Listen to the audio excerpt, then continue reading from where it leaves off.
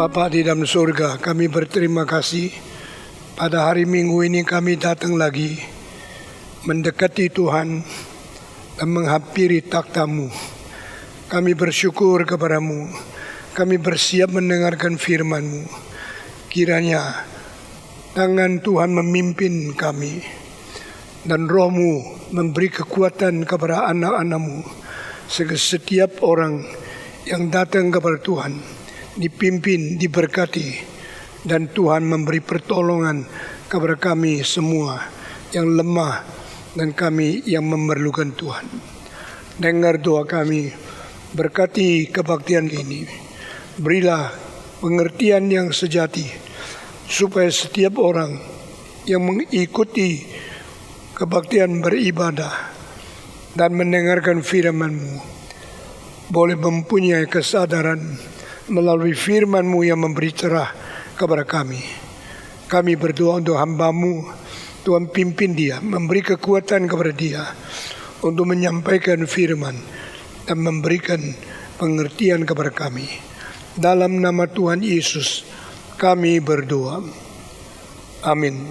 Saudara-saudara, hari ini kita berbakti kepada Tuhan. Mari kita membaca dari Injil Matius pasal 5 ayat yang ke-14. Kamu adalah terang dunia. Kota yang dibikin di atas bukit tidak mungkin menyembunyikan diri. Manusia memasang lampu bukan taruh di bawah gantang, tetapi ditaruh di atas, sehingga boleh menyinari seluruh rumah ini. Terangmu harus dinyatakan di hadapan manusia supaya mereka melihat kebajikan kelakuanmu, maka mereka memuliakan Bapa-Mu yang berada di dalam surga. Minggu lalu kita berbicara mengenai Yesus berkata, kamu adalah garam dunia. Saya tidak tahu berapa di antara kita yang sesudah pulang melangsungkan Senin, Selasa makan makanan tanpa garam. Yang melakukan coba angkat tangan. Ada tidak? 1, 2, 3, 4, 5. Sebagian orang melakukan. Dan saya dengar CIT, murid semua 2-3 hari makan masakan yang tidak pakai garam. Tetapi setelah hari kita mulai pakai garam, baru sadar enaknya lain sekali. Dari situ mulai kita sadar apa artinya kalimat Yesus Kristus, kamu adalah garam dunia. Minggu lalu setelah saya khotbah, Ketua Sinode kita Pendeta Anton Un menghampiri saya berkata, mengingatkan satu hal. Saya sangat bersyukur patong bahwa zaman Tuhan Yesus di dalam setiap rumah orang Yahudi tidak ada dua hal. Mereka boleh tidak ada perabot yang indah, emas, perak, mahal, dan yang lain. Tapi ada dua hal tidak boleh tidak ada. Anton berkata, mereka setiap rumah harus ada garam dan harus ada terang. Wah, saya sangat bersyukur. Dengan pengertian ini kita lebih tahu mengapa Tuhan pakai kedua perumpamaan yang penting ini. Kamu adalah garam dunia. Kamu adalah terang dunia. Dalam kedua perumpamaan ini memberitahu kepada kita berapa pentingnya orang Kristen di dalam dunia. Berapa perlunya orang dunia di mana kehadiran orang Kristen. Kita sering tidak sadar. Kita sering tidak mengeh apakah arti-arti yang penting sampai Tuhan memberikan firman menyadarkan kita. Tetapi saudara-saudara, menjadi garam gampang tidak. Menjadi terang gampang tidak. Sama sekali tidak. Tuhan Yesus kapankah memberikan kedua perumpamaan ini? Setelah dia mengkhotbahkan tentang bahagialah 9 macam. Berarti kalau kita tidak pernah mempunyai karakter yang seperti apa yang dikatakan Kristus di depan ini, kita tidak mungkin menjadi garam. Kita tidak mungkin menjadi terang. Tetapi setelah kita mempunyai hati yang merasa miskin di hadapan Tuhan, meratapi dosa kita, dan kita lembut di dalam pengelolaan Tuhan, dan kita aus dan lapar akan kebenaran. Setelah kita mempunyai karakter-karakter seperti ini, dengan hati yang suci, dengan mendamaikan orang lain, dengan mau menerima penganiayaan karena kebenaran dan karena nama Tuhan, baru kita berkualifikasi, baru kita cukup syarat menjadi manusia yang bersifat garam dan terang. Minggu lalu dengan panjang lebar saya bicara tentang apa itu garam. Dan di dalam Fatsal ini, ayat yang mengenai garam dan terang, Tuhan memberikan kabar kita titik yang penting, yaitu selain elemen, zat, karakter, fungsi dari garam dan fungsi dari terang itu. Jikalau garam kehilangan asinnya, bagaimana mungkin memberikan rasa kembali kepada dia? Dia tidak berguna, hanya dibuang di luar, diinjak-injak oleh orang lain. Setelah fungsi itu dikatakan, lalu kalau kita tidak lagi berfungsi, kita menjadi orang yang sangat-sangat kasihan. Karena tidak ada gunanya, tidak ada artinya, dan kita hanya patut diinjak-injak di bawah kaki saja. Saudara-saudara, demikian Tuhan mengatakan pula hal yang kedua, kamu adalah terang dunia. Selanjutnya itu Yesus berkata, kota yang dibangun di atas bukit tidak bisa menyembunyikan diri. Maka kamu seperti lampu yang sudah dipasang, harus ditaruh di atas kaki tiang, bukan ditutup dengan kantang.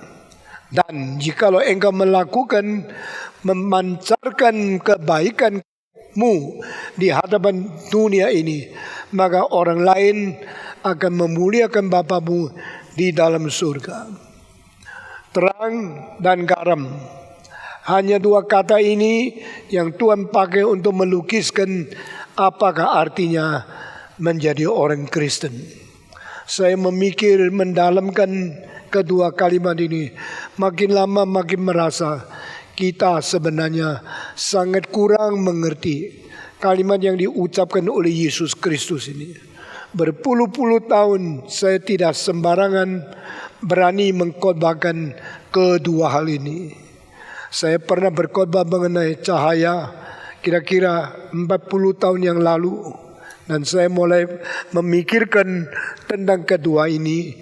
Makin lama makin mengerti, makin sadar dalamnya maknanya yang limpah daripada kalimat Yesus Kristus yang kelihatan seperti sangat gampang ini. Saudara-saudara, Yesus membicarakan garam dan terang untuk mengisyaratkan inilah orang Kristen.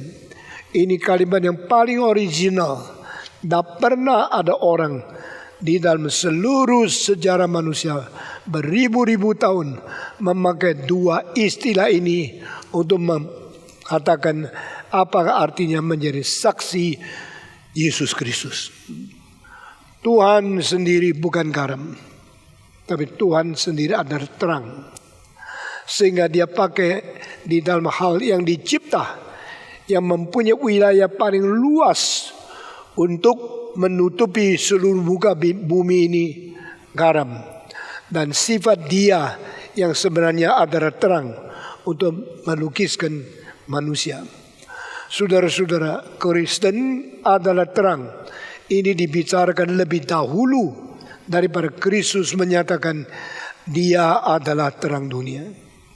Di dalam khotbah Yesus, pengajaran Kristus yang begitu limpah dan begitu banyak yang tercantum di dalam 4 Injil dan 1 kalimat yang ditambah lagi di dalam Kisah Para Rasul, yaitu Lebih berbahagia orang memberi daripada yang menerima. Semua pengajaran Kristus yang begitu banyak ini, Yesus Kristus cuma bicara tentang terang 2 kali. 1 kali di Matius 5, 1 kali lagi di Yohanes 8:12. Dan 2 kali mengenai terang ini, 1 kali untuk orang Kristen, 1 kali untuk dia sendiri. Kenapa? Karena Yesus, dia adalah terang dunia. Dia sudah lebih dulu mengatakan kamu adalah terang dunia. Dia begitu mengindahkan orang Kristen, begitu memberikan pengertian bahwa manusia diharap dan manusia diberi kedudukan sebagai terang dunia sebelum Yesus memperkenalkan diri. Kita harus bersyukur kepada Tuhan. Di dalam Yohanes 8:12 Yesus berkata, "Akulah terang dunia. Barang siapa yang mengikuti aku tidak akan berjalan di dalam kegelapan, tapi pasti menemukan terang dari hidup itu." Kalau kita mentelusuri di dalam seluruh kitab suci, waktu Tuhan Allah menciptakan segala sesuatu, kalimat pertama adalah terang. Maka terang itu ada. Lalu dijelaskan di dalam buku yang lain, waktu Tuhan mengatakan ada, maka yang tidak ada itu menjadi ada. Waktu Tuhan mengatakan tegaklah, maka yang dia mau dirikan itu berdiri. Dari tidak ada dicipta menjadi ada. Ini namanya ciptaan Tuhan. Ini namanya creatio ex nihilo. Allah adalah yang menciptakan segala yang ada dari tidak ada. Dan Tuhan Allah itu sendiri adalah terang. Sewaktu dia mencipta, dia pertama-tama berbicara, biarkan terang itu beradalah. Let there be light. Di dalam sejarah musik, hanya 1 orang memakai ayat ini, membuat sesuatu kalimat musik yang indahnya luar biasa, yaitu Franz Joseph Haydn. Waktu dia menciptakan lagu Creation, atau di dalam bahasa Jerman Die Schöpfung, dia begitu gemetar waktu mau menulis adalah terang, lalu terang itu adalah. Dia mempersiapkan lama. Akhirnya dia dengan gemetar mau menulis lagu itu. Dia pakai cara setting yang luar biasa. Tuhan berkata, biar adalah terang. Lalu terang itu menjadi ada. Dia memakai volume kira-kira 20 kali bedanya. Dari Tuhan berkata, lembut sekali, adalah terang. Lalu musik memberikan bayangan itu. Sesuai itu baru, maka adalah terang itu. Suara begitu besar, membuat kaget orang. Waktu pementasan Creation pertama kali di Vienna, yang hadir itu banyak luar biasa. Dan di dalam baris ketiga atau keempat, ada seorang musikus yang paling besar ikut dengar. Itu muridnya Haydn, namanya Ludwig von Beethoven. Sebelum ini dia pernah sedikit melecehkan, sedikit menghina dan tidak menganggap pentingnya daripada Haydn. Sehingga pada satu kali kedua orang ini bertemu, lalu di tengah-tengah mereka lagi bicara-bicara, Beethoven bicara sama Haydn, dan Haydn mengatakan, saya dengar orang beritahu sama saya, engkau telah menciptakan satu overture namanya The Creation of the Prometheus. Katanya lagu ini indah sekali. Beethoven mengatakan, iya, bagaimanapun murid tidak lebih dari guru. Saya dengar orang lain bilang, guru telah membuat satu oratorio yang berjudul Creation of God. Saya cuma tulis satu lagu overture yang Creation of Prometheus. Tapi guru, engkau sudah menulis Creation of God. Saya kira saya bagaimana bagus, tidak sebagus guru. Lalu menjawab, pasti saja. Dia tidak sungkan. Mana bisa engkau melampaui saya? Pasti lebih bagus satu. Waktu itu Beethoven sedikit juga tidak senang sama Haydn. Dan Haydn sedikit tidak puas kepada Beethoven. Karena bulan-bulan sebelum ini Beethoven pernah menjadi murid Mozart sekaligus murid Haydn. Dua-dua dosennya dia. Tetapi mendadak dia pulang ke Bonn di Jerman karena ibunya meninggal dunia. Waktu dia mau pergi pulang ke Bonn, maka Mozart berkata kepada dia, jangan pergi dong, engkau mungkin tidak gampang ketemu saya lagi. Beethoven menjawab, mana mungkin, guru masih muda gini. Saya pasti kembali sebentar setelah mengkuburkan ibu saya kembali ke Vienna. Lalu dia pergi. Waktu dia pergi ke Vienna, waktu itu Mozart umur 35 dan Haydn sudah umur 70 lebih. Waktu dia pergi ke Bonn, kembali lagi, dia kaget sekali. Mozart sudah meninggalkan dunia. Dia sedih sekali kehilangan seorang guru, seorang dosen yang besar sekali. Lalu dia pikir-pikir, sekarang saya mau lagi teruskan studi saya di bawah Haydn atau tidak. Akhirnya dia ambil keputusan, tidak. Karena Haydn tidak sebesar Mozart. Meskipun umurnya lebih besar 24 dari Mozart, tetapi sebenarnya Mozart 35, dia 59. Saya tidak mau menjadi muridnya lagi. Sehingga Beethoven sedikit kecewa dan tidak puas terhadap Haydn. Sehingga pada waktu Beethoven mengatakan, saya menulis Creation of Prometheus tidak sebaik engkau menulis di Schöpfung. Dijawab, pasti saja saya punya lebih baik dari engkau. Maka Beethoven penasaran, guru ini sedikit sombong.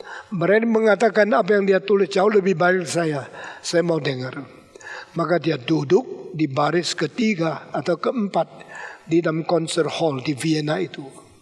Waktu dia dengar, Tuhan berkata, adalah terang. Maka terang itu adalah.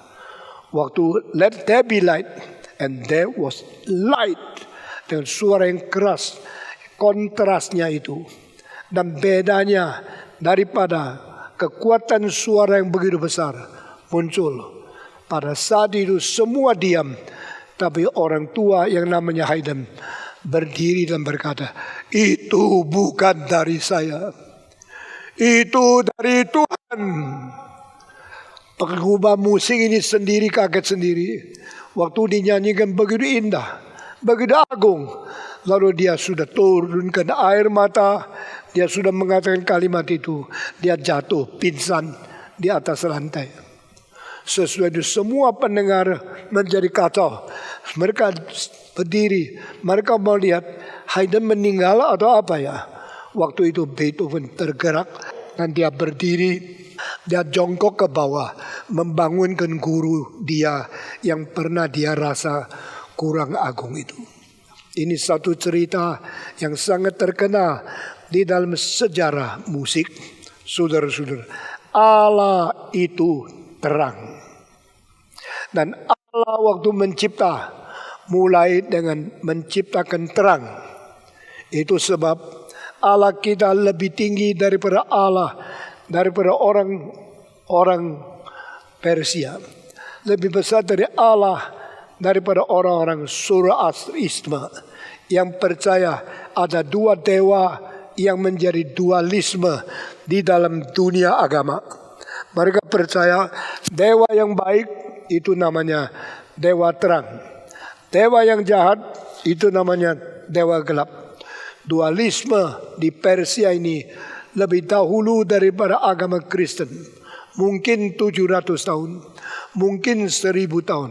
Karena mereka percaya ada seorang nabi yang turun dari gunung yang tinggi, lalu mengajar kepada manusia di negara Persia bahwa Allah itu dua. Tetapi dari permulaan orang Yahudi percaya Allah itu Esa, Maha Esa.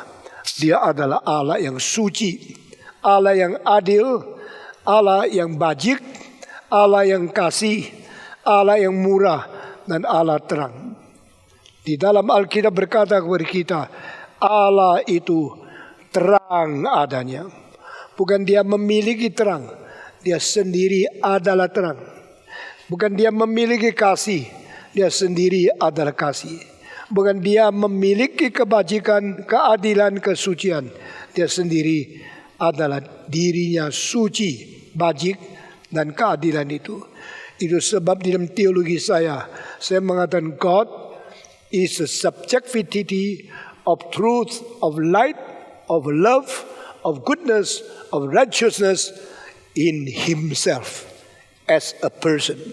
Jadi Allah adalah Allah yang berpribadi sebagai dirinya suci, benar, kasih, dan keadilan. Kita bersyukur kepada Tuhan. Allah yang sendirinya adalah terang. Dia menciptakan terang pada permulaan. Dan sesudah itu dia menjadi terang yang mencahayai hati manusia. Dia menjadi terang yang lebih tinggi daripada terang di dalam alam yang dicipta. Dia menjadi terang yang mencahayai kebudayaan di dalam sepanjang sejarah. Saudara-saudara sekalian, dengan demikian kitab suci memberikan kita sifat Allah yang melampaui semua Allah yang lain di dalam agama yang lain. Saudara-saudara sekalian, di dalam Westminster Confession ada satu kalimat yang mengatakan kepada kita, the natural light is inadequate. That is the reason we need the light of God. Is supernatural, is transcends all light in culture. Kita bersyukur kepada Tuhan, Allah adalah terang yang paling besar, sumber yang tertinggi, terang yang menyinari segala terang yang di bawah itu. Dan Allah adalah terang yang melampaui semua kultur dan semua keberhasilan dari manusia.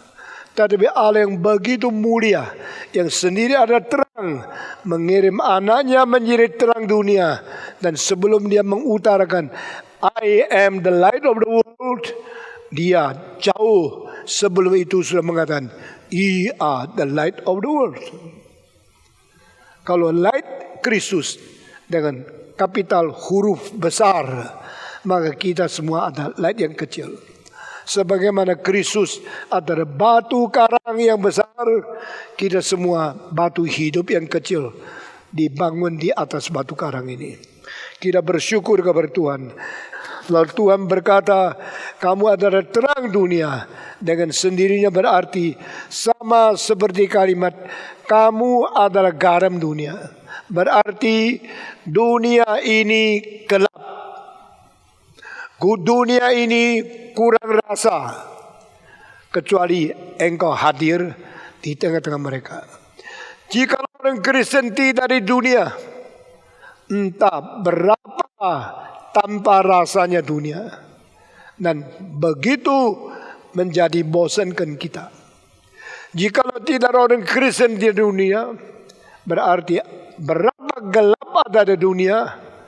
Tetapi kita sering tidak sadar tugas kita, fungsi kita seharusnya menjadi sumbangsi di dalam dunia dari kita untuk menjadikan perubahan kepada dunia yang dicipta oleh Tuhan.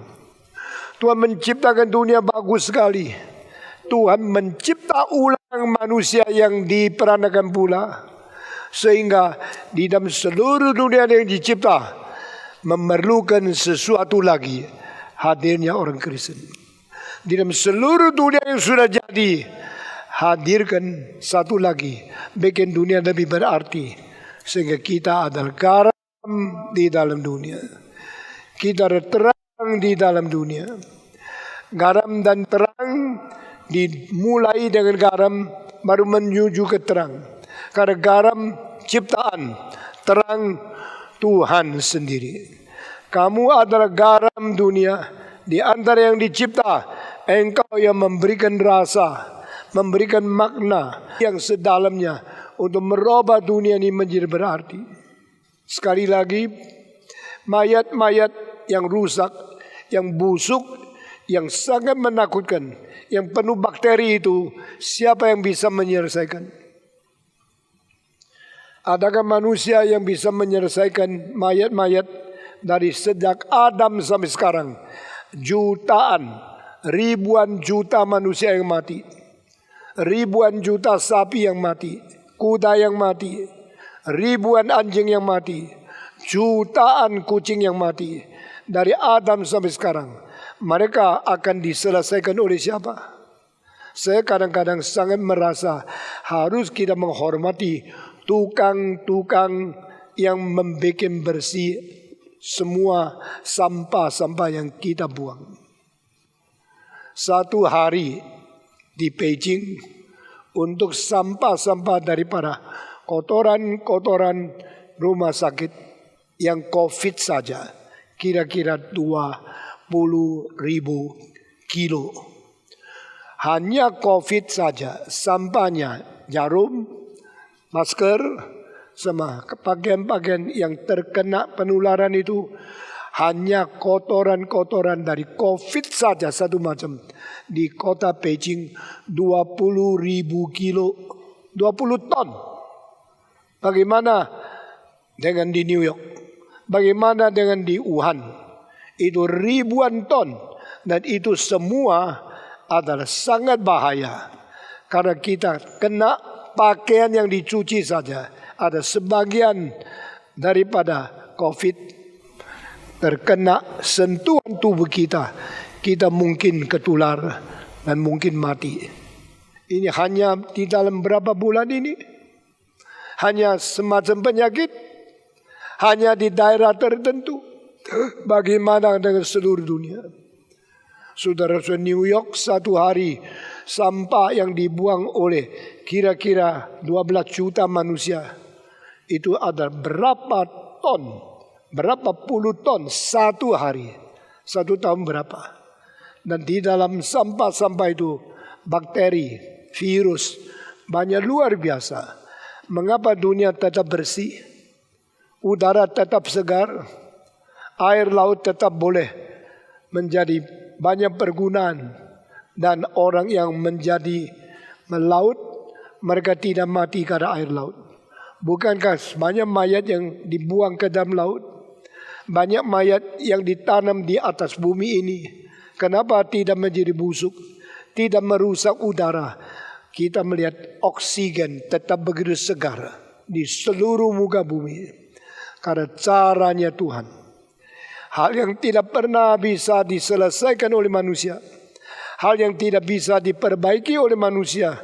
Misalnya sampah, kotoran, virus, bakteri yang berada di mayat-mayat masuk ke laut, beres. Ditanam ke tanah, beres. Dan mereka tidak akan mengganggu lagi, tidak akan merongrong lagi, akan menjadi sesuatu bahan yang menyuburkan tanah untuk tanaman boleh bertumbuh menjadi makanan yang sangat gurih dimakan oleh manusia. Saya tidak habis-habis bersyukur kepada Tuhan. Dan hanya dari dua hal ini saja, garam di laut dan tanah di bumi, yang tidak mungkin ditemukan oleh ilmuwan, tidak mungkin dibikin oleh teknologi manusia saja. Saya tidak mengerti, masih ada orang yang tidak percaya kepada Tuhan. Hati kita bersyukur untuk segala sesuatu yang dikerjakan oleh Allah. Leibniz, salah seorang filosof paling besar di antara 3 filosof yang berpengaruh kepada filsafat modern, Spinoza dan juga Descartes dan Leibniz. 3 filosof rasionalis, satu di Jerman, Satu di Belanda, satu di Perancis. Yang di Perancis René Descartes, yang di Belanda Baruch Spinoza, yang di Jerman adalah Leibniz. Dia mengatakan satu kalimat, "This world is the best possibly created world." Maksudnya, kalau dunia dicipta oleh Allah, mau mendapatkan dunia yang lebih indah daripada bumi ini, tidak mungkin. Bumi ini adalah bumi yang pernah diciptakan dengan kemungkinan yang terbaik. Tidak mungkin Tuhan menciptakan bumi lebih baik dari bumi ini. Kalau orang mau bunuh diri karena sudah benci sama bumi ini, sudah bosan sama hidup, tanya dia, selain di bumi engkau tidak senang, engkau mau cari bumi mana? Engkau kira kalau engkau hidup di bulan lebih bahagia? Engkau hidup di Mars lebih bahagia? Atau engkau hidup di lain planet, engkau mendapatkan berkat lebih besar? Leibniz mengatakan kalimat yang tak pernah diucapkan oleh filosof yang lain. This world is the best possibly created world. Kalau kita tidak merenungkan kalimat-kalimat yang agung, kita take it for granted. Kita kira memang begitu. Tidak ada keindahan. Tidak ada yang kita perlu bersyukur kepada Tuhan. Tapi orang agung adalah orang yang terus menemukan keindahan, anugerah, kebajikan, keagungan yang sudah dikaruniakan Tuhan kepada kita. Manusia yang terus hidup di dalam bersyukur, terus hidup di dalam memuji Tuhan, itu manusia yang mengerti cinta kasih Allah. Mari kita jangan menjadi orang yang hanya menerima berkat, telan habis, lalu tidak bersyukur kepada Tuhan. Janganlah kita menjadi orang yang take it for granted. Apapun terima berkat dari Tuhan, tapi bersihkan mulut dan berkata, aku tidak mengenal Tuhan. Kini Tuhan memberkati kita. Sekali lagi, terang di dunia ini bikin hidup bermakna. Garam di dunia ini membuat hidup berarti dan berasa yang tinggi. Dan yang menjadikan dunia berarti, yang menjadikan dunia memakna adalah terang dan garam yang Yesus berkata, itulah kamu. Kamu orang Kristen. Kamu anggota dari tubuh Kristus. Kamu adalah anggota dari kerajaan Allah. Kamu adalah terang dunia. Kamu adalah garam dunia. Berarti hadirnya kita di dunia ini dibutuhkan secara mutlak. Kehadiran orang Kristen di dalam masyarakat adalah tidak boleh tidak ada. Kalau tidak ada orang Kristen, orang dunia tidak lihat cahaya. Kalau tidak ada orang Kristen, orang dunia tidak menikmati rasa garam. Garam kalau sudah kehilangan rasa, apa gunanya? Dia hanya dibuang di luar untuk diinjak-injak saja. Beberapa hari ada satu orang bilang, coba jelaskan lebih memberi pengertian. Apa artinya garam kalau kehilangan rasa? Memang apa artinya garam kehilangan rasa? Bisakah garam kehilangan rasa? Menurut komentari yang saya baca, ada garam di Palestina, di pinggir laut Maut, yang garamnya sangat bermutu kimia, dan besok kalau setelah bensin habis, kimia-kimia dan semua tambang-tambang yang ada di laut Maut itu mungkin bisa menghasilkan ekonomi yang tinggi sekali oleh dunia. Tetapi di situ satu kalimat, karena angin yang sangat besar di laut Maut itu, maka tambang-tambang itu yang asin bisa kehilangan rasa. Orang itu tanya saya, apa sih artinya garam kalau kehilangan rasa? Saya memberikan contoh. Kalau seorang pendeta yang harusnya suci, harusnya penuh kasih, harusnya memberikan pemberitaan firman yang sangat indah, dia tidak lagi berkhotbah dengan baik. Dia berzina atau dia korupsi, dia ambil uang gereja, akhirnya dihina oleh semua orang. Orang ini adalah garam yang kehilangan rasa. Jikalau seorang pendeta yang sudah berzina, saya tidak berarti pendeta tidak ada kelemahan, tidak mungkin jatuh dalam seks. Daud pun pernah berzina. Dan saya juga tidak berarti berzina sudah tidak berguna. Tuhan masih mungkin memakai manusia yang lemah. Tetapi kalau dia bertobat sungguh-sungguh, dia akan diberkati oleh Tuhan. Tetapi bagi orang yang sudah mengetahui, sulit untuk dia kembali menjadi bernilai. Maka diinjak-injak, dihina oleh manusia. Saudara-saudara, hari ini saya membicarakan tentang terang. Terang itu apa sih? Terang itu materikah?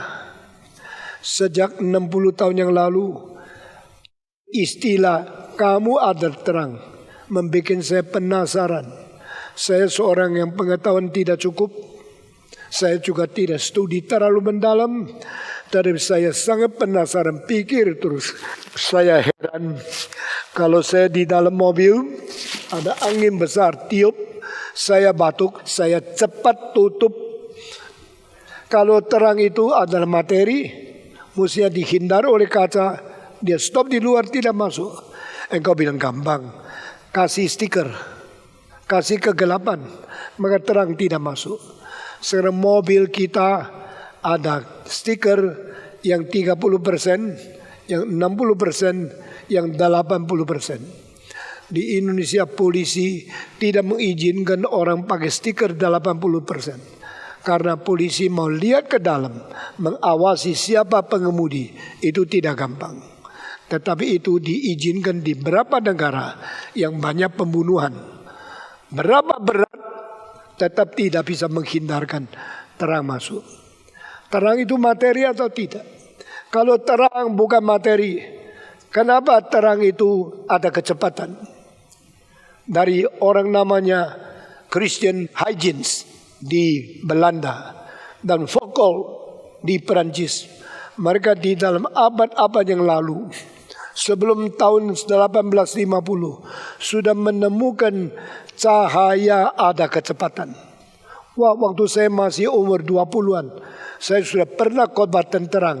Dan saat itu saya menemukan teori-teori terang itu banyak sekali. Dan fungsi terang salah satu adalah mempunyai kecepatan. Saya tercengang sekali.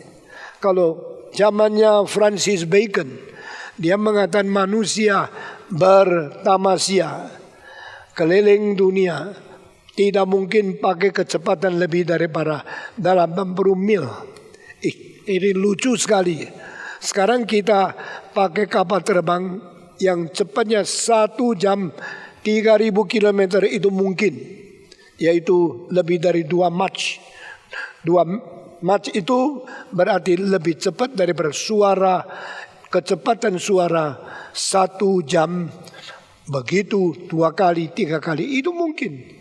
Kalau kita pakai roket pergi ke Mars atau pergi ke bulan, roket itu mungkin kecepatannya 1 jam 50.000 kilometer. Nah saudara-saudara, itulah sebab pada waktu NASA mau meluncurkan manusia ke bulan, mereka pilih 40 merek arloji. Lalu diuji 19 ujian. Akhirnya banyak merek yang paling mahal tetap gagal, termasuk Rolex. Rolex gagalnya karena waktu diluncurkan di dalam roket yang 50.000 kilometer 1 jam, kedua jarum itu tatap, akhirnya tidak bisa jalan lagi. Satu-satunya yang lulus, yang lolos, yang kualifikasinya dianggap paling baik, itu hanyalah Omega Speedmaster yang tidak otomatis. Kenapa tidak otomatis? Karena otomatis perlu gerakan. Tadi pada waktu roket itu sudah melampaui akan daerah, tidak ada lagi kreativisasi dunia, itu gerakan tidak bergerak. Akhirnya bisa jalan. Jadi mesti pakai putar. Jangan menghina arloji yang putar. Saya sendiri tidak senang arloji yang putar. Tetapi kalau bukan yang putar, tidak bisa ke bulan. Otomatis pasti berhenti di tengah jalan. Berapa hari ini karena saya kurang enak badan dan karena COVID, saya terus di rumah, tidak gerak. Apalagi kemarin dulu saya jatuh. Tangan ini sekarang kaku sekali dan sakit sekali. Akhirnya arloji saya taruh di tangan kanan pagi, otomatis pun berhenti. Karena apa? Karena tidak gerak. Kalau saya tidak gerak melayani dia, dia juga malas melayani saya. Itu namanya arloji otomatis. Kecuali yang quartz, yang operated dengan kekuatan bateri yang mendorong fungsi daripada mineral yang namanya quartz itu. Tetapi arloji quartz pada hari baterainya habis, hari itu cilaka. Mungkin hari itu saya ketinggalan kapal terbang, mungkin saya lupa waktu, akhirnya berantakan pekerjaan saya. Maka saya tetap rasa yang lebih enak itu arloji otomatis. Dan Omega Seamaster setara diuji 19 macam, termasuk shockproof, termasuk heat, termasuk coolness. Di bawah es berapa puluh derajat tetap jalan. Di dalam air yang panas yang 90 derajat dia tetap jalan. Satu-satu yang lolos adalah Omega Constellation. Nah saudara-saudara, sekarang saya mau meneruskan khotbah tentang terang. Tuhan berkata, kamu adalah terang dunia. Sejak muda saya pikir dah habis-habis. Terang kalau bukan materi, kenapa terang? Ada kecepatan. Mobil ada kecepatan. Roket ada kecepatan. Kereta api ada kecepatan. Karena bergerak secara materi. Tetapi terang tidak ada materinya. Terang tidak bisa ditahu ada berat atau tidak. Tapi terang ada speed. Ada speedo itu. Bukankah harus ada sesuatu barang asli yang bergerak baru ada speedo. Kalau terang itu bukan materi, maka terang itu apa? Kalau terang materi, maka seharusnya baru dia bisa mempunyai speedo. Saya tidak ngerti, berpuluh-puluh tahun tidak ngerti. Saya tidak seperti orang fisika, seperti David Tong. Dia belajari semua yang paling sulit di dalam ciptaan Tuhan, baru dia masuk sekolah teologi. Saya umur 17 sudah mulai khotbah, sehingga saya tidak menelusuri pengetahuan sebanyak seperti dia. Saudara-saudara, lalu saya menyelidiki di dalam sejarah fisika, terang itu berapa banyak teori. Saya melihat paling sedikit ada 5-6 teori. Teori pertama, terang ada teori emission, yaitu dia menjadi sesuatu cahaya yang terus melurus ke depan. Nah ini adalah diajukan oleh Sir Isaac Newton. Terang itu adalah cahaya yang jalan terus ke depan. Dan saudara-saudara, sesudah itu ada teori vibration dari Christian Huygens. Bahwa terang itu mempunyai gelombang dan dia bervibrasi terus jalan. Terang bergelombang, terang bervariasi. Lalu ada lagi teori partikel. Terang itu adalah sebutir-butir yang kecil. Dan butir-butir bagaimana menembusi kaca, saya tidak ngerti. Kaca itu sesuatu, ya juga ada partikel, mungkin ada. Lalu antara partikel-partikel yang membentuk kaca itu, ada lowongan di tengahnya sampai terang bisa lewat, saya tidak ngerti. Lalu ada quantum teori, terang itu teorinya banyak sekali. Hari ini kita tidak secara fisika memikirkan makna kamu adalah terang dunia. Tapi secara rohani kita lebih memperdalam pikiran ini. Waktu Tuhan Yesus berkata, you are the light of the world. Pertama, ini cara pandangan orang Kristen terhadap dunia. The world is darkful. Dunia ini gelap. Dunia gelap sehingga kita perlu terang. Dan Tuhan menciptakan terang yang besar untuk menyinari hari siang.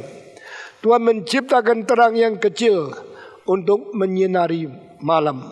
Ini tercantum di dalam kitab suci pasal pertama.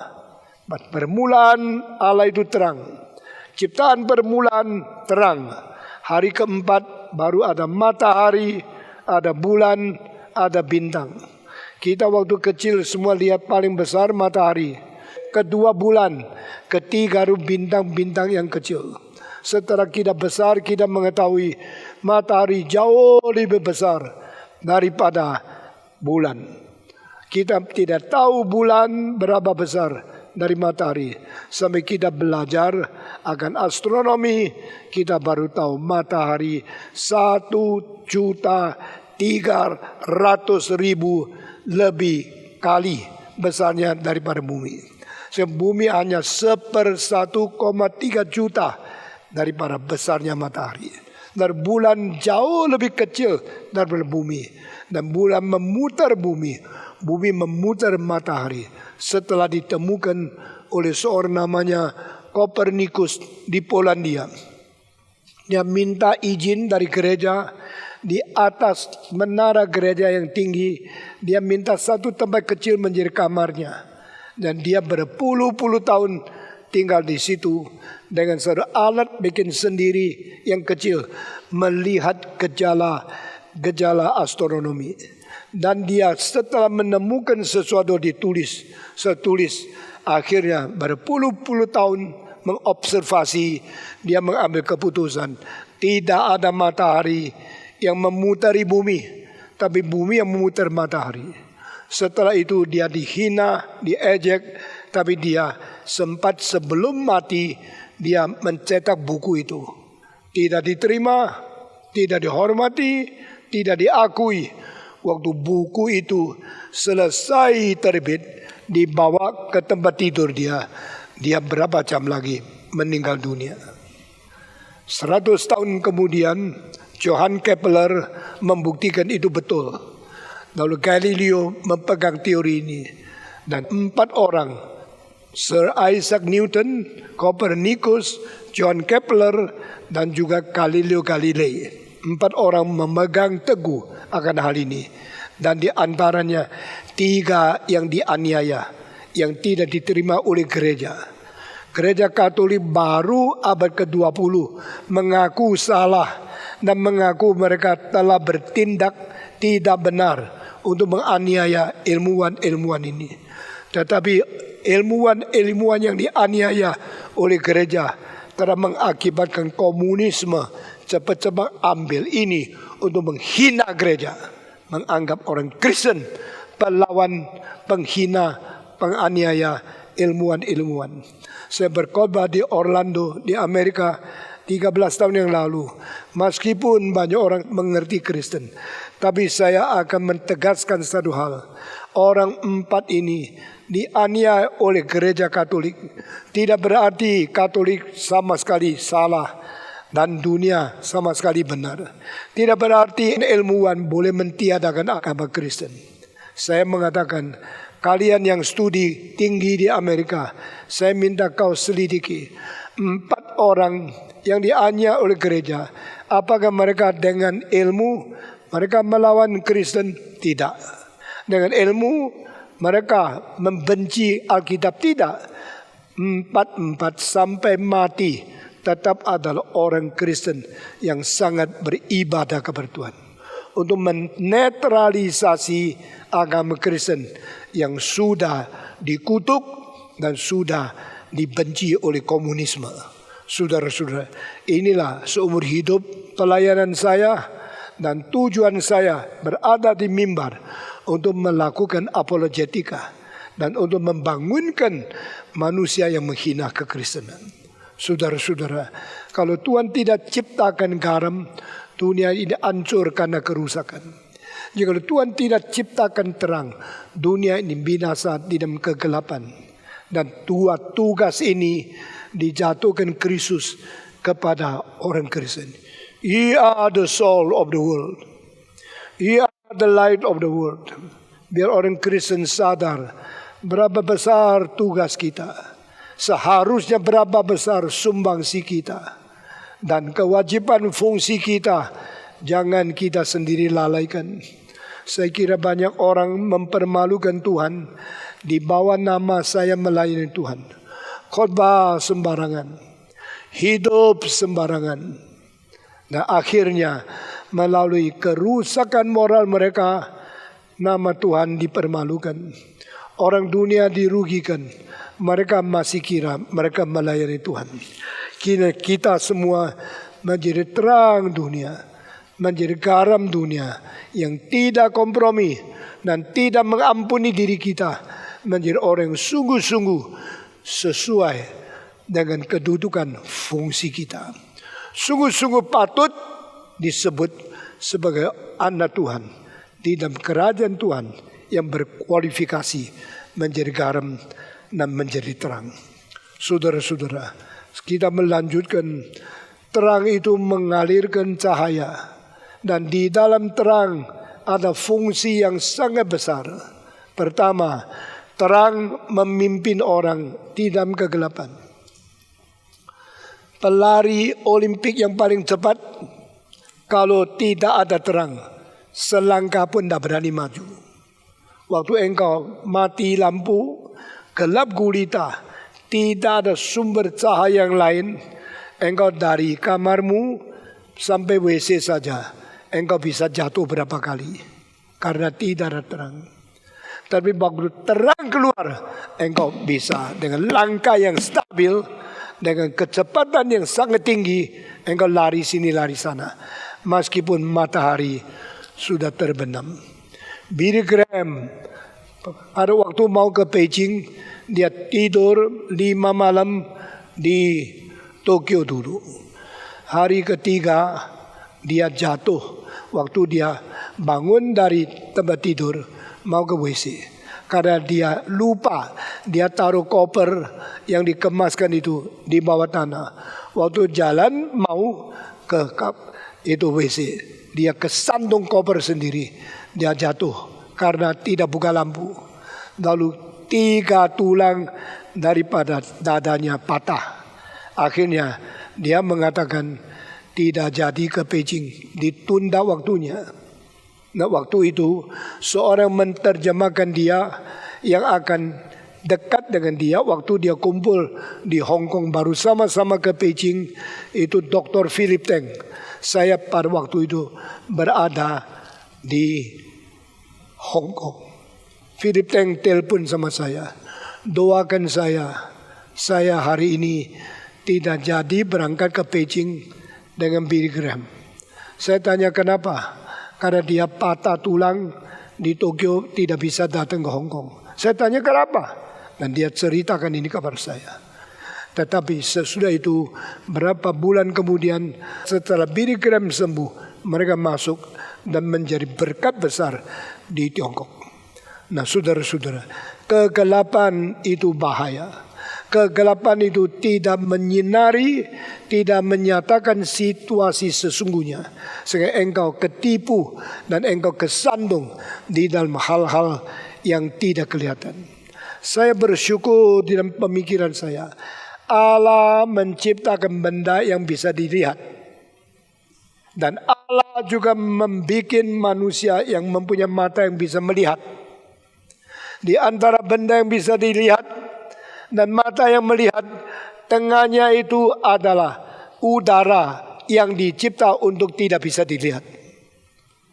Saudara-saudara, kalau mata saya bisa lihat, benda yang boleh saya lihat di depan saya, nah, antara mata saya dan benda yang saya lihat tengahnya udara ini juga bisa dilihat, maka saya tidak mungkin lihat apapun karena udara itu sudah menjadi halangan sekaligus menjadi benda yang saya lihat. Kalau saya bisa lihat udara, saya tidak bisa lihat Anda. Maka ini semua tetap bijaksana Tuhan. Mana boleh mengatakan tidak ada Tuhan? Segala bijaksana bukan diatur oleh ibumu, bukan diciptakan oleh nenek moyangku. Semua telah berjadi seperti begitu indah, begitu tepat, begitu akurat dan begitu ajaib oleh Sang Pencipta itu sendiri. So between eyes, who is looking and everything we will look by eyes. In between eyes and the material things, there is invisible air in between. Jadi udara yang tidak bisa lihat itu bikin kita sangat-sangat bersyukur. Maka mengakibatkan kita bisa lihat. Dan pada waktu ASC jadi, baru tahun itu terjadi semacam kaca yang namanya crystal clear. Apa namanya crystal clear? Selama sejarah bikin kaca ratusan tahun, sebenarnya kaca di Tiongkok 1100 tahun yang lalu sudah ada.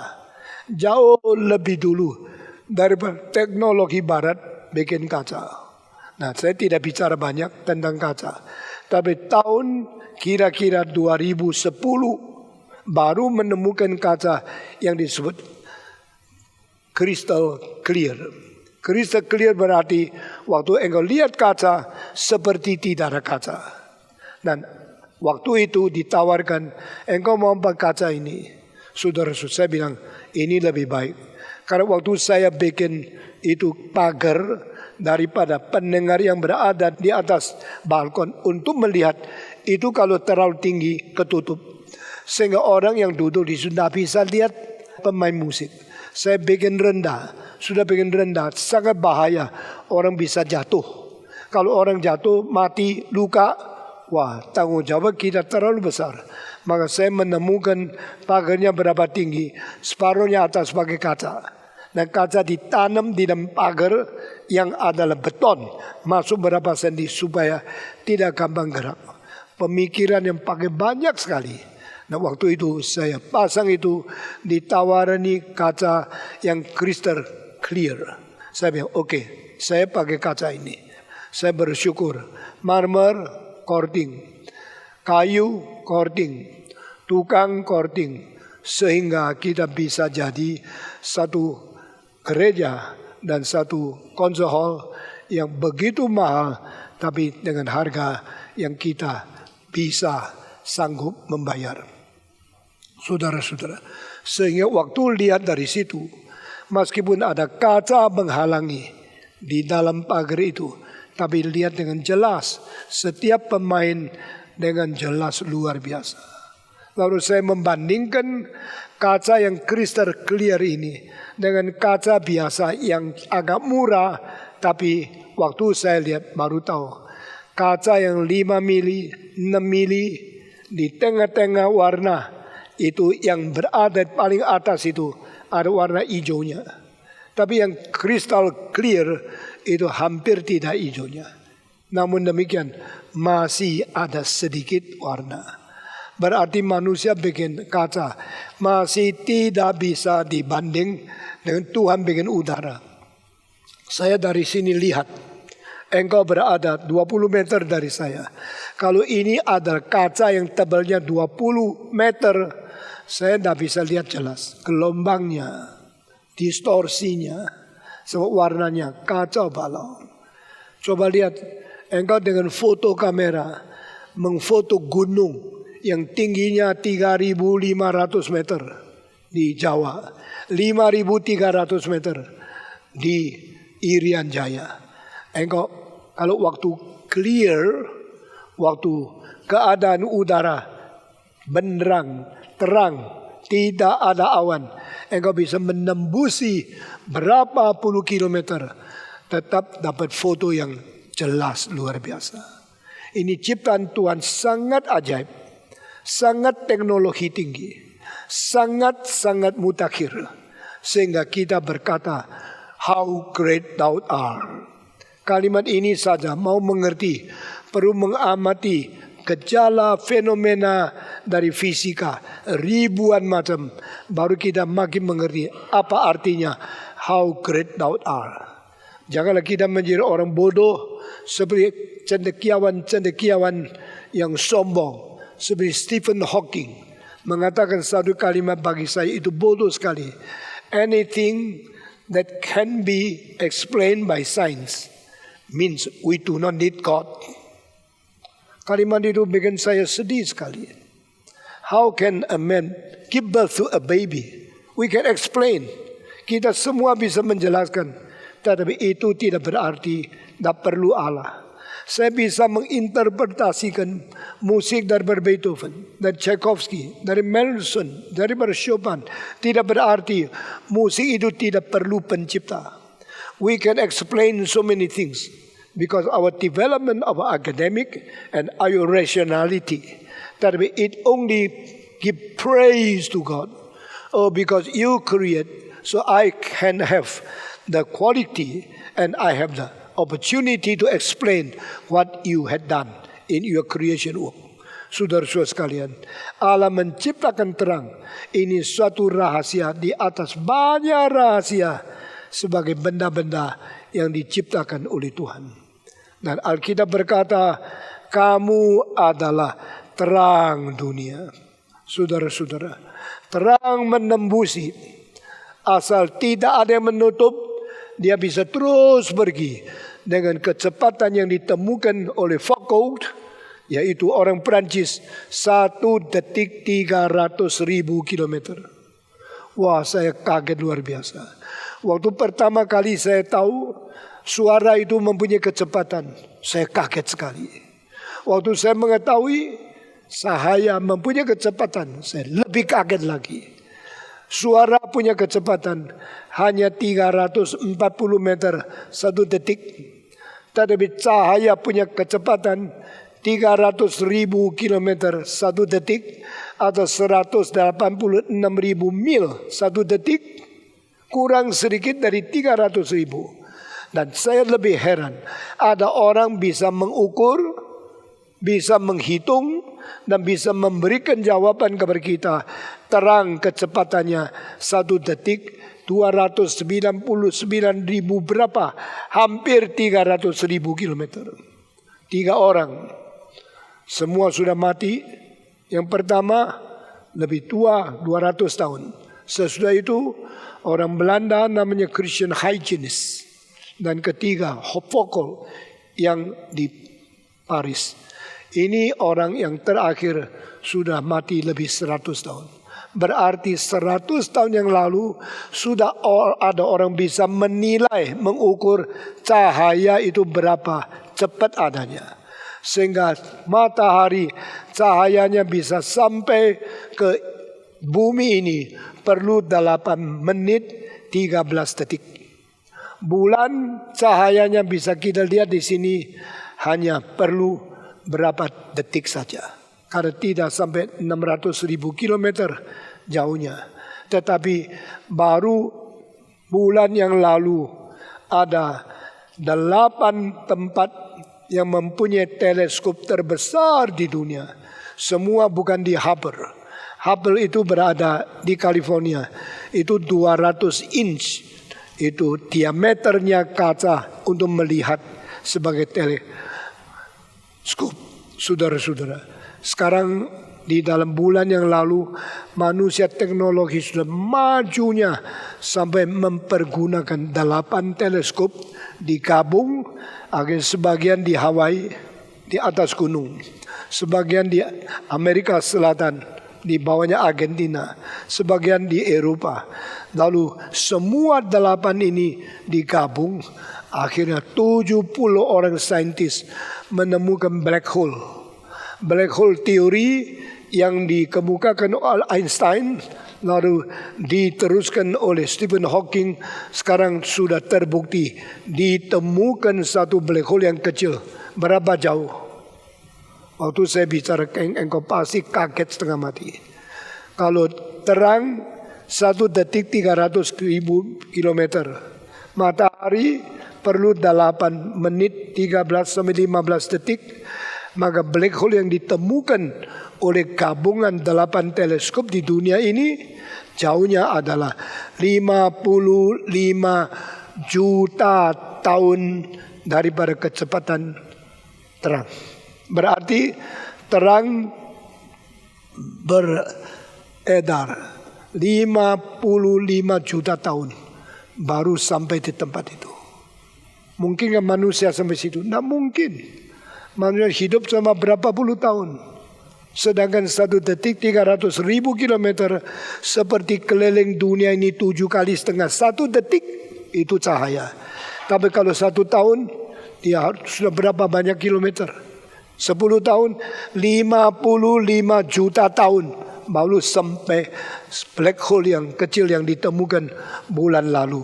Dan di antara 70 orang yang menemukan itu, 3 di antara mereka orang Taiwan. Sehingga kita baru tahu Taiwan sudah maju seperti ini. Astronomi mereka sudah begitu hebat. Di antara 3 orang ini, saya lihat dari foto mereka, yang satu baru umur 30 lebih. Tiongkok membuat satu teleskop lebih besar berapa puluh kali dari Hubble yang berada di Los Angeles. Dan ini adalah teleskop kaca melembung yang besarnya puluhan ratusan kali dari Hubble yang berada di Nanjing. Tapi teknologi bukan pakai satu. Kalau mau lihat black hole itu, maka besarnya kaca cembung yang untuk menjadi teleskop harus sebesar bumi seperti kita tinggal di sini. How can we create a glass untuk menjadi teleskop yang gelas daripada lensa itu besarnya seperti bumi? Tidak mungkin. Maka teknologi yang baru menggabungkan 8 itu menjadi satu. Akhirnya menjadi sesuatu yang mungkin melihat sampai tempat jauhnya 55 juta waktu daripada light year. Saya tidak menjelaskan lagi. Ini fisika, saudara-saudara. Berarti yang kita lihat sekarang di dalam teleskop itu adalah gejala yang berada 55 juta tahun yang lalu. Sekarang masih ada? Tidak tahu. Karena cahaya dari situ sampai sini 55 juta tahun. Sekarang kita lihat, yang kita foto adalah sesuatu yang terjadi 55 juta tahun yang lalu. Mungkin sekarang sudah hilang, sudah hancur, sudah lepas. Tapi ini membuktikan black hole ada densitasnya begitu besar. Sehingga kalau ada bintang atau planet yang tidak hati-hati, ya ini kalimat ini pinjamannya, karena dia tidak mengerti apa itu hati-hati atau tidak hati-hati. Dekat sedikit dimasukkan, langsung diterima oleh black hole itu menjadi hilang. Ini mungkin berarti Tuhan pakai cara black hole untuk membinaskan semua yang ada, memusnahkan semua yang dicipta di dalam kekuasaan Dia besar sekali. Manusia apa sih? Manusia berapa berdaya sih? Di hadapan Tuhan yang menciptakan dunia begitu besar, kita tahu we are nothing in compare with the almightiness of God. Kita tidak ada apa-apa. Tapi saudara-saudara, cahaya memberi petunjuk, cahaya menyatakan situasi, seperti apa yang dikatakan di dalam Efesus pasal 5, dikatakan yang menerangi segala sesuatu itu cahaya. Saya tidak mengerti mengapa Paulus tulis buku Efesus sampai pasal 5 muncul kalimat ini. Saudara, yang bisa menyatakan segala sesuatu yaitu cahaya. Sekarang saya pakai baju ini. Baju ini ada sedikit beda warna daripada tempat ini sama tempat di sebelahnya. Yang sini lebih gelap, yang sini lebih bercahaya. Karena ini satin, ini kain biasa. Satin mempunyai refleksi, sehingga cahaya datang ke satin, keluar cahaya sedikit terang keluar. Yang masuk ke tempat yang hitam ini tidak keluar. Sehingga engkau bisa lihat bedanya warna bagian sini, bagian sini, bagian sini, dan bagian sini. Ini hitam, ini abu-abu yang sedikit merefleksi. Ini putih, ini merah yang bertutul-tutul. Semua warna bisa berubah karena melalui prisma mereka menjadi 7 warna. Cahaya yang seluruhnya diterima oleh kegelapan, tidak mantul apa-apa, itu namanya hitam. Seperti sekarang saya pakai benda yang warna hitam, saudara melihat Di dalam benda ini sama sekali tidak ada cahaya. Tetapi kalau saya pakai benda putih, engkau melihat ini sangat bercahaya. Yang hitam ini tidak mantulkan apa-apa. Yang putih ini mantulkan seluruh warna. Ini cahaya mendapat refleksi. Saudara-saudara, tapi kalau di antara cahaya dan sesuatu benda, saya pakai prisma, kaca yang segitiga, yang 3 dimensi. Begitu cahaya masuk, keluar daripada seberang, daripada bagian yang lain, dia akan menjadi 7 warna. Dari merah, warna jeruk, lalu kuning, sesudah itu lalu menjadi sedikit hijau muda, hijau tua, lalu menjadi biru, lalu menjadi ungu, dan akhirnya menjadi sangat gelap biru tuanya itu. 7 macam warna adalah 7 refleksi dari cahaya yang sama melalui prisma. Saudara-saudara yang tidak ngerti nanti cari sendiri kepada buku. Dengan adanya prisma, cahaya menjadi 7 macam. Demikian cahaya yang berasal dari Tuhan melalui prisma menjadi warna-warna yang berbeda. Kenapa ada merah? Kenapa ada biru? Ada kuning? Ada hijau? Ada coklat? Semua warna merupakan reaksi-reaksi. Saya tidak banyak bicara mengenai meaning of life is equal to reaction of man to God. Nah, saya tidak bicara ke situ. Tetapi kalau warna masuk, seluruh warna sampai di sini, seluruhnya tidak refleksi. Ini namanya hitam. Hitam telah menerima semua warna.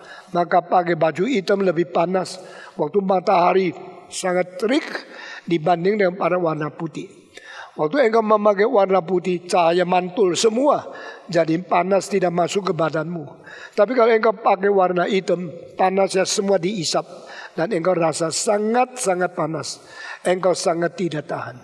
Maka setiap warna mempunyai daya refleksi yang berbeda, yang berproporsi yang berbeda. Sehingga yang diterima itu apa? Warna merah di belakang saya ini berarti cahaya sampai di sini, yang diisap 6 macam, hanya yang merah direfleksikan. Kalau kuning, yang lain diisap, yang refleksi cuma warna kuning. Ini cahaya. Saudara, you are the light of the world. Dunia perlu cahaya. Bukan saja demikian, cahaya juga adalah satu pusat perhatian. Kalau kita melihat di tengah-tengah dataran tanah yang gelap sekali, waktu engkau naik kereta api melewati dataran itu, kereta api jalan cepat, engkau lihat keluar jendela, yang menarik engkau hanya cahaya. Di tengah-tengah bumi yang gelap, ada satu rumah yang pasang lampu, engkau langsung lihat ke situ. Karena itu adalah focal point of human attention. Waktu engkau lihat yang bercahaya menarik engkau. Itu sebab kalau sebelahmu ada orang, engkau lihat dia, tidak mungkin engkau lihat hidungnya, tidak mungkin engkau lihat kupingnya, tidak mungkin engkau lihat dagunya. Engkau pasti lihat dulu matanya. Tidak percaya sekarang coba lihat sebelahmu. Ayo, semua lihat sebelah. Sudah lihat sebelah, kasih tahu saya. Apa daripada badannya engkau lihat? Engkau lihat, saya lihat lubang hidungnya. Tidak ada itu. Semua orang lihat orang lain, lihat matanya dulu. Karena mata adalah satu-satu reflektor yang bercahaya. Dan matanya yang cantik lebih cepat laku tunangan atau pernikahan. Karena cahaya itu menjadi fokus perhatian. Saudara-saudara, itu sebab waktu Yesus berkata, you are the light of the world. Sekaligus berarti the world is very darkful. Sekali berarti the world people are listening and pay attention to you because you are the light of the world. Setiap orang Kristen menjadi fokus perhatian masyarakat. Jikalau orang cukong berzina, istrinya banyak, semua diam-diam. Tapi kalau pendeta berzina, surat kabar akan muat dengan halaman pertama. Pendeta yang paling terkenal ini, ternyata dia seorang pencari pelacur. Saudara-saudara, because you attract people. You are the center of attraction. Manusia di dunia memperhatikan gereja. Kau seperti kota yang dibangun di atas bukit. Kota di bukit, kota di lembah, dan kota di dalam dataran. Bedanya apa? Yang di dataran, engkau sudah dekat baru lihat. Yang di lembah, engkau di atas melihat ke bawah baru ketemu. Yang di bukit, dari puluhan kilometer jauh sudah tahu ada kota di situ. Karena dia di bukit. Tidak bisa menyembunyikan diri. Yesus berkata, you are the light of the world. A city built on the hill cannot hide yourself. Dua kalimat ini kenapa jadi satu? Waktu Yesus bilang, kamulah garam dunia. Kalimat selanjutnya, kalau garam kehilangan rasa, tidak berguna lagi. Dilempar di luar untuk diinjak-injak. Waktu Yesus bilang, kamu ada terang dunia. Kalimat selanjutnya, kota dibangun di atas bukit. Do you know you are the focal point of the attraction of the world? Do you know human being outside of church, they pay attention to every action and everything we do in our life. Saudara-saudara, mari kita menjadi orang yang memuliakan Tuhan karena kita tidak bisa menyembunyikan diri. Mari kita menjadi orang yang memuliakan Tuhan karena semua memperhatikan kita. 30 tahun yang lalu Indonesia mendapatkan satu resesi, kesulitan ekonomi, dan sebagian orang bunuh diri, sebagian orang sakit gila, masuk rumah sakit jiwa.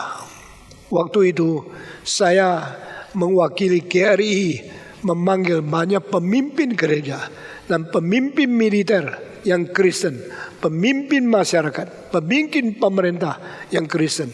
Kita berada di Granada, 1.300 orang yang ikut pertemuan itu. Dan kita membangkitkan uang 1,8 miliar. Waktu itu banyak belum menjadi anggota di sini. Itu kira-kira 30 tahun yang lalu. 1-2 tahun setelah GRI dibangunkan. Saya memimpin seluruh Jakarta. Orang Kristen, tentara Kristen, jenderal Kristen, pendeta Kristen, konglomerat Kristen. Kumpul. Mari kita kumpulkan uang 1,8 miliar. Setelah dapatkan uang itu, saya mengatakan mari kita memberi sembako untuk orang miskin. Waktu itu juga ada orang kerjakan. Tetapi masing-masing beda besarnya dan beda pertolongannya. Saya bilang sembako itu setiap kali jual berapa beras, lalu minyak, gula, garam, ada harga yang sangat minim. Kalau umpamanya beras 100 rupiah, kita jual 20 rupiah. Lalu mereka bilang, yang sudah tidak usah lah, kasih orang miskin aja, udah bayar. Saya bilang, tidak, saya minta harus dibayar. Kenapa Stephen Tong mesti orang bayar? Sedikit uang tidak ada arti. Kita mau kasih saja. Saya bilang tidak. Saya harap dibayar. Supaya mereka menghargai barang yang mereka memberikan korban.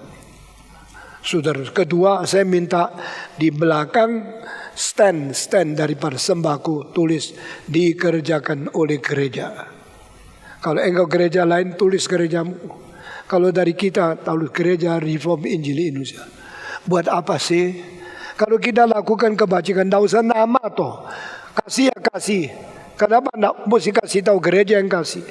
Saya bilang ini untuk sesuai dengan pasal 5 supaya kelakuan kebajikanmu mengakibatkan orang dunia mengetahui kemuliaan Bapamu di surga. Banyak orang tidak mengerti. Tapi mereka susah melawan saya, sungkan.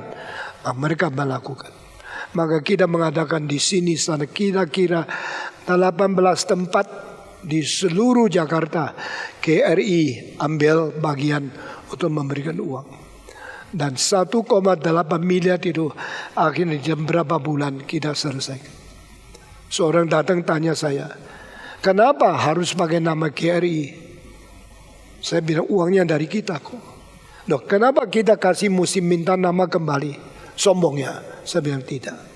Karena Tuhan berkata, kelakuanmu yang baik dilakukan di hadapan orang. Make it shown, make it known, supaya mereka memuliakan Bapamu di surga. Bukan memuliakan KRI, memuliakan. Dia tanya lagi, apakah kita suka kemuliaan dunia? Saya bilang tidak. Kita memuliakan Tuhan, bukan memuliakan diri. Tanya terus, saya tidak sabar. Saya bilang, kalau engkau tidak mau terserah, tapi saya tetap pegang prinsip saya. Lalu ada sebagian orang bilang, lebih baik tidak usah. Saya telusuri, kenapa tidak pakai nama gereja? Ternyata mereka takut Kristen diteror.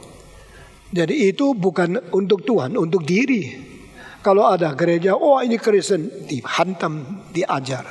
Saya bilang, tidak usah takut. Nama Kristen sudah banyak dirusak oleh masyarakat, khususnya oleh pendeta yang tidak baik-baik. Sekarang siapa mengembalikan nama baik untuk memuliakan Tuhan, kecuali kita yang sungguh-sungguh mau melayani masyarakat. Akhirnya 18 tempat, hampir 17 tempat yang tidak ada kesulitan. Tidak ada orang yang datang merongrong. Tapi mereka mengatakan, kalau dikasih Kristen juga boleh. Siapa boleh, kami terima. Waktu mereka melihat kebanyakan yang kasih itu Kristen. Kristen di Indonesia dimuliakan. Ini kali saya melihat corona berada di Indonesia. Dan saya melihat musikus-musikus yang dulu mengajar biola, mengajar piccolo, mengajar itu. Semua trompet dan sebagainya, muridnya makin kurang. Dan konser tidak boleh diadakan dan mereka tidak ada penghasilan. Saya telepon satu persatu. Bagaimana sehat? Bagaimana kurang uang? Bagaimana income saudara? Lalu kami memberikan bantuan untuk dibagi oleh semua yang main biola itu. Karena sekarang tidak ada konser, mereka perlu makan. Dan siapa yang menolong? Kami ada konser hall, kami acara konser, kami harus memberikan bantuan kepada mereka. Di antara semua yang terima telepon saya, ada orang bilang, serius? Pasti Bentong, betul mau kirim uang bantu saya? Saya bilang, mungkinkah pasti Bentong guyonan sama kamu? Kalau saya ngomong pasti lakukan dong. Terima kasih. Ada yang menangis. Ada yang berkata kebutuhan saya sudah sama sekali tidak ada income. Dan saudara-saudara, setiap orang situasi lain. Dan dengan demikian Tuhan memimpin kita melakukan satu hal. Kebajikan dilakukan di hadapan orang dunia. Bukan untuk mereka memuji kita. Atau bukan menyatakan kita terkaya. Saya sudah mengatakan bahwa gereja pun dalam kesulitan. Sebagian dari mereka sangat berterima kasih. Sangat bersyukur. Saudara-saudara, cahaya, terang, fungsinya banyak. Mari kita menjalankan apa yang ditulis dalam kitab suci. Dan kita menjalankan apa tugas kita di dunia ini. Ye are the light of the world. Kalau mungkin saya minta hari Senin, hari Selasa, malam jam 9 sampai jam 10 tidak pasang lampu. Di dalam kegelapan kita hidup 2 jam. Satu hari 1 jam saja. Dan di dalam 1 jam itu engkau berhenti kerja. Engkau gelap sekali. Engkau mulai sadar kalau ada terang sama tidak ada terang. Bedanya apa? Silakan jalankan. Orang yang jalankan apa yang saya katakan di sini, berbahagialah. Dan minggu ini saya minta 2 hari. 1 hari hanya 1 jam saja.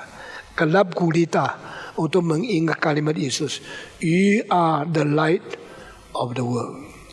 Mari kita berdoa. Semua tunduk kepala.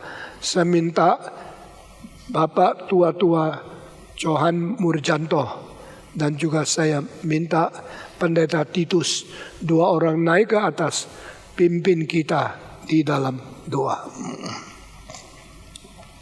Mari kita semua tunduk kepala, kita masuk di dalam doa. Kami bersyukur kepada Tuhan karena pada siang hari ini kami kembali diberikan satu firman yang menggugah akan diri kami, ya Tuhan. Kami adalah orang yang sudah ditebus oleh Tuhan. Biarlah kami boleh menyaksikan akan kemuliaan Tuhan kepada dunia ini. Ampuni kami, ya Tuhan, kalau kami belum memaksimalkan akan hidup kami untuk bersaksi kepada Engkau. Terima kasih Tuhan untuk setiap teguran yang karena Engkau mengasihi kami. Di dalam nama Tuhan Yesus kami berdoa. Amin. Titus pendeta memimpin kita di dalam doa. Bapa di sorga, bersihkanlah hati dan pikiran kami, supaya kami bisa mencerminkan kemuliaan Tuhan, terang Tuhan ke dalam dunia yang gelap ini. Kami bersyukur Tuhan untuk firman yang sudah kami dengar. Tolonglah semua kami, ampuni kami dan sucikan kami oleh firman, oleh darah Tuhan dan oleh roh Tuhan. Demi nama Yesus kami berdoa. Amin.